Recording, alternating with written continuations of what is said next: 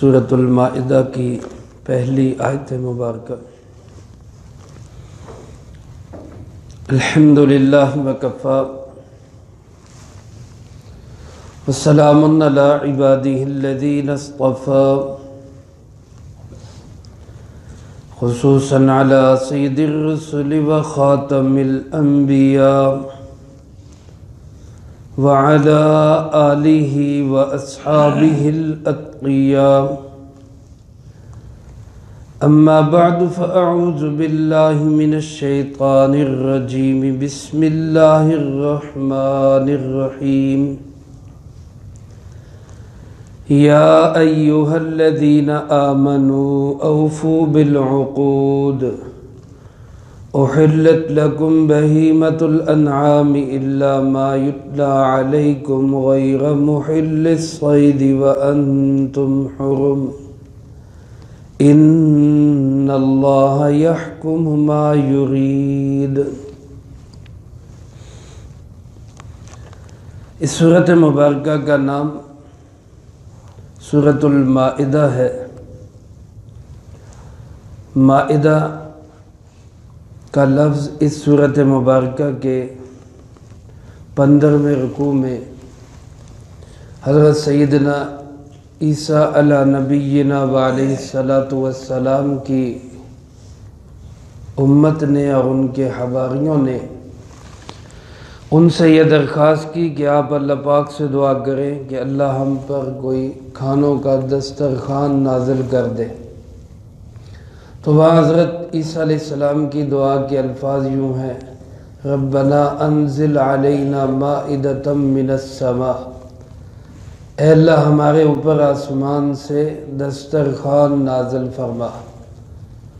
اسی مناسبت سے اس سورۃ مبارکہ کا نام مائدہ ہے۔ اس سے اگلی آیت میں اللہ پاک نے پھر دسترخوان کے اترنے کا ذکر کیا۔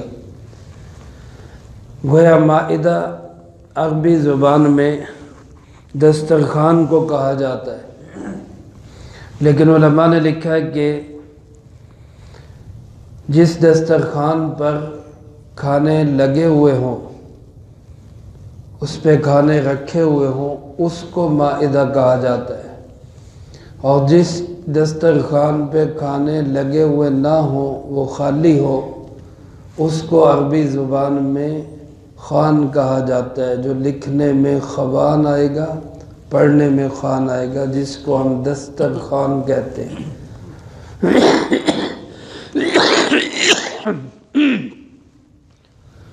یہاں چونکہ اللہ پاک سے دعا یہ کی گئی تھی کہ کھانا نازل فرما، اسی مناسبت سے اس سورت کا نام مائدہ رکھ دیا گیا۔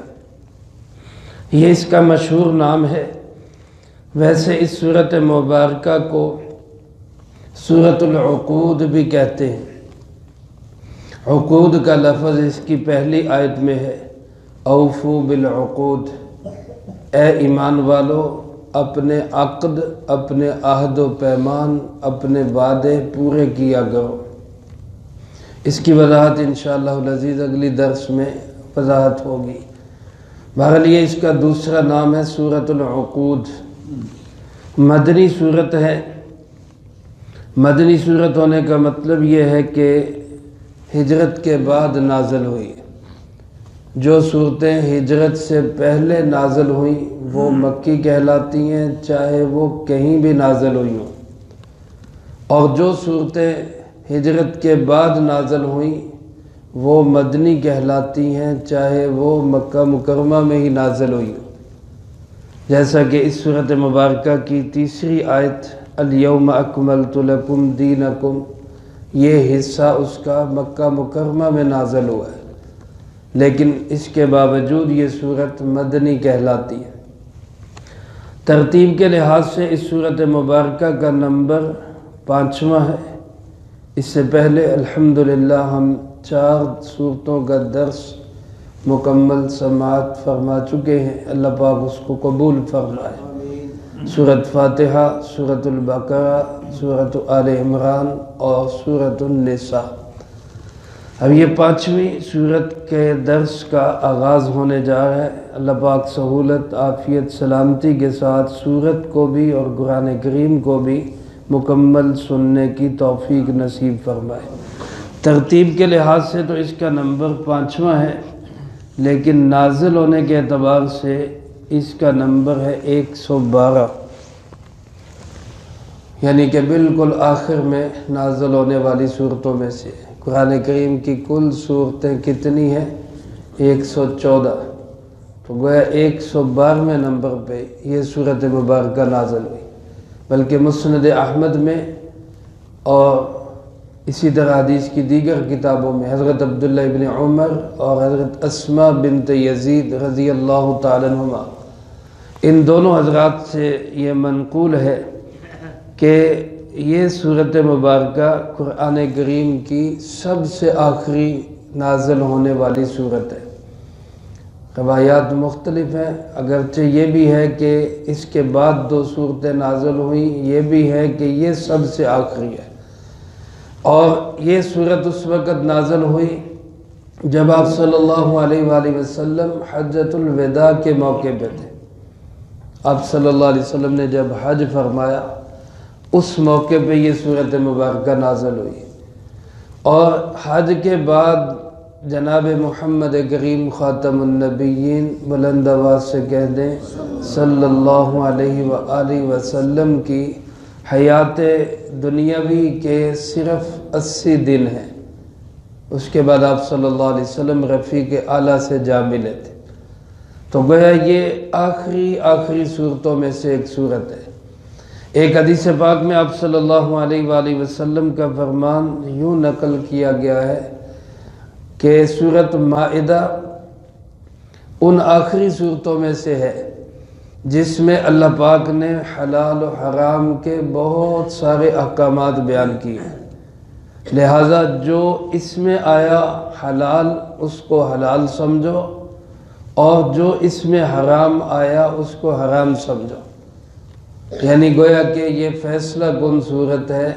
پہلے کچھ احکامات منسوخ ہوتے رہے، ان میں وقت کے ساتھ کچھ تبدیلی ہوتی رہی، لیکن جو سب سے آخر میں احکامات آئے وہ اس صورت مبارکہ کے 120 آیات اور 16 رکوع پر یہ صورت مبارکہ مشتمل ہے۔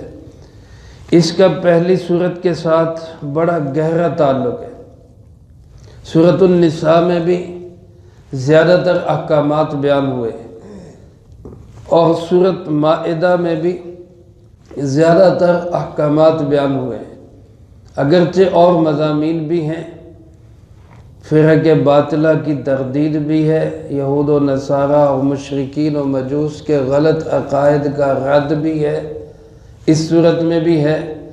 لیکن سورۃ النساء کا بڑا حصہ بھی احکامات پر مشتمل ہے، اس سورۃ مبارکہ کا بڑا حصہ بھی احکامات پر مشتمل ہے۔ فرق تھوڑا سا یہ ہے کہ سورۃ النساء میں زیادہ تر وہ احکامات بیان ہوئے جن کا تعلق رشتہ داری کی حلت و حرمت کے ساتھ ہے۔ نکاح کس سے حلال ہے، کس سے حرام ہے، اور کون سی عورت نکاح میں آ سکتی ہے، کون سی نہیں آ سکتی، اور اسی طرح وراثت کے احکامات ہیں۔ ان احکامات کو سورۃ نساء میں بیان کیا گیا، جبکہ سورۃ مائدہ میں زیادہ تر وہ احکامات بیان ہوئے ہیں جن کا تعلق کھانے پینے سے ہے، کہ کون سی چیزیں کھانی حلال ہیں، کون سی چیزیں کھانی حرام ہیں، جانور کون سے حلال ہیں، کون سے حرام ہے، کس جانور کو کب کھایا جا سکتا ہے، کب نہیں کھایا جا سکتا۔ اس کا تعلق حدیث مبارک میں بھی بڑا گہرا تعلق ہے دونوں چیزوں کا۔ ایک حدیث پاک کا مفہوم یوں ہے، جناب محمد کریم صلی اللہ علیہ وسلم کے فرمان ذیشان کا، کہ جو شخص مجھے 2 چیزوں کی گارنٹی دے دے، 2 چیزوں کی ضمانت دے دے کہ ان کو غلط استعمال نہیں کروں گا، میں اس کو جنت کی گارنٹی اور ضمانت دیتا ہوں۔ یہ جناب محمد کریم صلی اللہ علیہ وسلم کا فرمان ہے۔ پہلی چیز فرمایا جو دو جبڑوں کے درمیان ہے یعنی زبان، اور دوسری چیز جو دو ٹانگوں کے درمیان ہے یعنی شرمگاہ، ان دونوں چیزوں کو غلط استعمال نہیں کرے گا تو اللہ کے محبوب صلی اللہ علیہ وسلم فرما رہے ہیں میں جنت کی گارنٹی دیتا ہوں۔ اب جو شرمگاہ کی حفاظت ہے اس کے احکامات پہلی صورت میں بیان ہو گئے سورۃ نساء میں، اور جو زبان کی حفاظت ہے، زبان کی حفاظت جس طرح غلط بولنے سے ہے، غیبت سے ہے، چغلی سے ہے، جھوٹ سے ہے، اسی طرح زبان کی حفاظت اکل حرام سے بھی ہے، اس سے حرام نہ کھایا جائے۔ تو اس صورت مبارکہ میں گویا زبان کی اکل حرام سے حفاظت کے مسائل کو اللہ رب العالمین نے بیان فرمایا۔ حضرت امام شاہ ولی اللہ رحمۃ اللہ علیہ فرماتے ہیں کہ انسان کے اخلاق پر سب سے زیادہ جس چیز کا اثر ہوتا ہے وہ انسان کی خوراک ہے۔ جیسی خوراک ویسے اخلاق۔ خوراک حلال ہوگی، طیب ہوگی، پاکیزہ ہوگی تو اخلاق بھی اچھے، خوبصورت اور اللہ کے محبوب صلی اللہ علیہ وآلہ وسلم کے پسندیدہ ہوں گے۔ اگر خوراک حرام ہے، خوراک میں ناجائز چیزیں شامل ہیں، خوراک میں حرام مال شامل ہے، حرام اشیاء شامل ہے، خبیث اور گندی چیزیں کھائی جا رہی ہیں، تو پھر اخلاق بھی کبھی اچھے نہیں ہو سکتے۔ اس لیے اسلام میں جس طرح دیگر چیزوں کی حفاظت کی گئی ہے، انسان کے اکل و شرب کی بھی حفاظت کی گئی ہے۔ کیا کھانا ہے، کیا نہیں کھانا، اور جو چیزیں انسانی اخلاق اور مزاج کے مطابقت رکھتی تھیں اللہ پاک نے ان کو حلال کیا۔ جو چیزیں انسانی اخلاق کو تباہ کرنے والی تھیں، برباد کر دینے والی تھیں، ان چیزوں کو اللہ رب العالمین نے حرام قرار دیا۔ اب ایک مسلمان کا کام یہ ہے کہ وہ اس عہد کو پورا کرے۔ جب ہم کلمہ پڑھ لیتے ہیں تو یہ کلمے میں ہم ایک عہد کرتے ہیں اللہ رب العالمین سے کہ اے اللہ اب ہماری آنکھ دیکھنے میں بھی آپ کے حکم کی پابند ہے، ہمارے کان سننے میں بھی آپ کے حکم کے پابند ہے، ہماری زبان بولنے میں بھی، کھانے میں بھی آپ کے حکم کی پابند ہے، ہمارا کوئی بھی عمل، ہمارا کمانا، ہمارا چلنا، ہمارا سونا، ہمارا جاگنا، ہمارا ہر جذبہ آپ کے حکم کا پابند ہوگا۔ اب انسان اللہ رب العالمین کے احکامات کو سیکھے، میرے لیے حلال کیا ہے، میرے لیے حرام کیا ہے، اس کے مطابق اپنی زندگی بسر کرے گا، اللہ پاک بھی اس سے راضی ہوں گے، اللہ کے محبوب صلی اللہ علیہ وسلم بھی اس سے راضی ہوں گے، اور یہ انسان جائے گا اللہ کے مہمان خانے میں جنت کے اندر۔ بس اسی چیز کو سیکھنے کے لیے اور سکھانے کے لیے یہ صورت مبارکہ ہم نے انشاءاللہ پڑھنی بھی ہے، سننی بھی ہے۔ آج کی نشست میں اس صورت مبارکہ کا تعارف اور اس کا پہلے صورت مبارکہ کے ساتھ ربط ہوا۔ انشاءاللہ العزیز اگلی نشستوں سے اس کے دروس کا باقاعدہ آغاز ہوگا۔ حضرت مفتی اعظم پاکستان مفتی محمد شفیع صاحب رحمۃ اللہ علیہ نے ایک مناسبت دونوں صورتوں کی یہ بھی لکھی ہے کہ صورت نساء کے آخر میں اللہ پاک نے فرمایا یبین اللہ لکم ان تضلوا، اللہ تمہارے سامنے احکامات کھول کے بیان کرتے ہیں تاکہ تم گمراہی میں بھٹکتے نہ رہو۔ تو جب اللہ کا بیان آ گیا، اللہ کے بیان کے آنے کے بعد پھر کسی اور بیان کی ضرورت رہ نہیں جاتی۔ اللہ کا بیان، اللہ کے محبوب صلی اللہ علیہ وسلم کا بیان ایک ہی بیان ہے، اس میں کوئی فرق نہیں ہے۔ گفتہ اللہ بود اگرچہ از حلقوم عبداللہ بود، آپ صلی اللہ علیہ وسلم کا فرمان اللہ ہی کا فرمان ہے، فرق صرف یہ ہے کہ اس میں الفاظ بھی اللہ رب العالمین کے اور مفہوم اور مضمون بھی اللہ رب العالمین کی طرف سے قرآن کریم میں، اور احادیث مبارکہ میں مضمون اور مفہوم اللہ کی طرف سے، الفاظ جناب محمد کریم صلی اللہ علیہ وآلہ وسلم کے۔ تو بہرحال ان ہستیوں کا بیان جب ہمارے سامنے آ گیا تو اب ہمارا کام یہ ہے کہ اس پہ عمل کریں۔ اسی لیے اگلی سورت کے شروع میں فرمایا گیا کہ اے ایمان والو جو عہد و پیمان ہیں ان کو پورا کرو۔ اس کی مزید وضاحت انشاءاللہ اگلے درس میں ہوگی۔ اللہ پاک سے دعا ہے اللہ مجھے آپ کو سب کو قرآن و سنت کی صحیح سمجھ نصیب فرمائے، جو کہا سنا اس کو زندگی میں لا کے دوسروں تک پہنچانے کی توفیق عطا فرمائے۔ اللہم انت السلام ومنک السلام تبارکت ربنا وتعالیت یا ذا الجلال والاکرام۔ اللہم اعنا علی ذکرک وشکرک وحسن عبادتک۔